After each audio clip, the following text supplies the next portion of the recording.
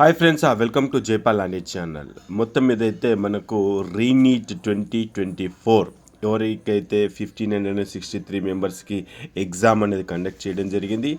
ఆ ఎగ్జామ్లో 800+ members students మట్టుకే వీళ్ళు అపేర్ అయ్యారు.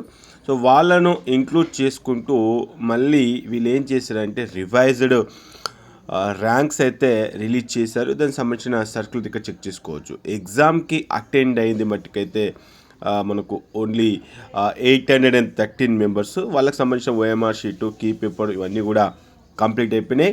సో ఇక వాళ్ళకి సంబంధించినటువంటి రిజల్ట్స్ అయితే లైవ్లో ఉంది, మనం చెక్ చేసుకోవచ్చు. ఇక్కడ click year for revised rank card. So ఎవరికైతే ఇంతకుముందు ర్యాంక్ కార్డు ఉందో ర్యాంక్ కార్డు డౌన్లోడ్ చేసుకున్న వాళ్ళందరూ కూడా మళ్ళీ ర్యాంక్ కార్డ్ అనేది డౌన్లోడ్ చేసుకోండి. మరి మీకు ఎంతవరకు ప్రీవియస్లో వచ్చిన ర్యాంక్ ఎంత, ఇప్పుడు వచ్చిన ర్యాంక్ ఎంత అనేది కింద కామెంట్ బాక్స్లో కామెంట్ చేయడం అయితే అసలు మర్చిపోకండి. ఇక ఈ ర్యాంక్సే ఫైనల్, ఇక మళ్ళీ రీనీట్ అయితే ఉండబోదు అని చెప్పేసి నేనైతే అనుకుంటున్నా.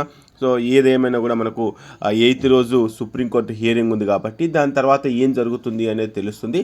But as per supreme court directions ప్రకారంగా మనకు 6th రోజు ఈ నోటిఫికేషన్ రానుంది. సో ఇక చాలామందికి స్టేట్ ర్యాంక్స్ ఎప్పుడు వస్తాయని చెప్పేసి స్టేట్ ర్యాంక్స్ మేబీ ఇప్పుడు ఉన్నటువంటి డెసిషన్స్ ప్రకారంగా ఇప్పటి వరకు ఉన్నటువంటి పరిణామాలు కనుక చెక్ చేసుకుంటే మనకు స్టేట్ ర్యాంక్స్ July 3rd కానీ 4th కానీ స్టేట్ ర్యాంక్స్ రిలీజ్ చేసే అవకాశాలు అయితే ఉన్నాయి.